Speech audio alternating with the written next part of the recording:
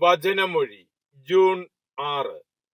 വചനഭാഗം 1 യോഹന്നാൻ 2:22-25, മത്തായിയുടെ സുവിശേഷം 24:7-14.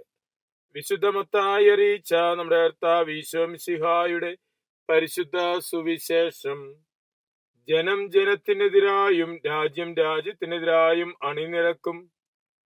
ക്ഷാമവും ഭൂകമ്പങ്ങളും പല സ്ഥലങ്ങളിലും ഉണ്ടാകും.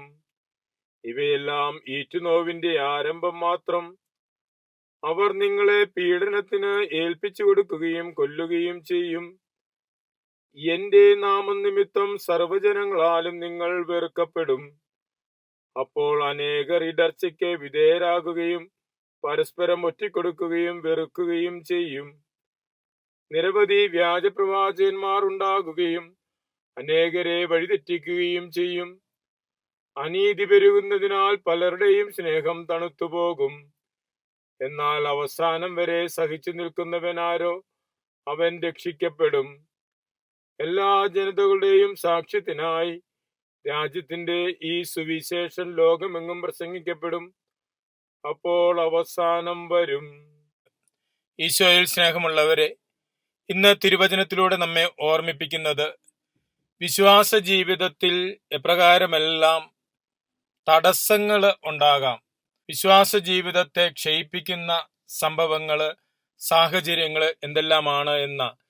യുദ്ധങ്ങളും യുദ്ധഭീതികളും ജനതകൾ തമ്മിലുള്ള വഴക്കും കുടുംബത്തിലെ അന്തഛിദ്രവുമൊക്കെ വിശ്വാസ ജീവിതത്തെ നശിപ്പിക്കാം. ക്ഷാമവും ദാരിദ്ര്യവും പട്ടിണിയും രോഗവുമൊക്കെ വിശ്വാസ ജീവിതത്തെ ഉലയ്ക്കാം. പരസ്പരം വിശ്വാസമില്ലായ്മയും വഞ്ചനയും ചതിയുമൊക്കെ അഭിമുഖീകരിക്കേണ്ടി വരാം. സമൂഹത്തിൽ അനീതിയും അഴിമതിയും അക്രമങ്ങളുമൊക്കെ വർദ്ധിക്കുന്നത് കാണുമ്പോൾ വിശ്വാസം ക്ഷയിക്കുകയും സ്നേഹം തണുത്തു പോവുകയും ചെയ്യാം. വ്യാജപ്രവാചകന്മാരുടെ പ്രബോധനങ്ങൾ വിശ്വാസത്തിൽ നകറ്റാം. കർത്താവിന്റെ നാമത്തെ പ്രതി പീഡനങ്ങൾ ഏൽക്കേണ്ടി വരാം. ഇപ്രകാരം പല വിധത്തിൽ വിശ്വാസം ക്ഷയിക്കാവുന്ന സാഹചര്യങ്ങളിൽ ജീവിക്കേണ്ടി വരും. ഈ സാഹചര്യങ്ങളിലൊക്കെ അടിപതറാതെ വിശ്വാസത്തിൽ ഉറച്ചു നിൽക്കുവാനായിട്ടുള്ള ക്ഷണമാണ് ഇന്ന് തിരുവചനം നൽകുന്നത്. നമ്മുടെയും ജീവിത സാഹചര്യത്തിൽ പല വിധത്തിൽ വിശ്വാസത്തെ ക്ഷയിപ്പിക്കുന്ന, വിശ്വാസ ജീവിതത്തിൽ നിന്ന് നമ്മെ അകറ്റുന്ന സാഹചര്യങ്ങൾ കടന്നു വരാം. അവസരങ്ങളിലൊക്കെ നമ്മുടെ അഭയശിലയായ മിശിഹായിൽ ശരണപ്പെട്ട് വിശ്വാസത്തിൽ നിലനിൽക്കുവാനും മരണം വരെ അതിൽ ഉറച്ചു നിൽക്കുവാനും സാധിക്കണം.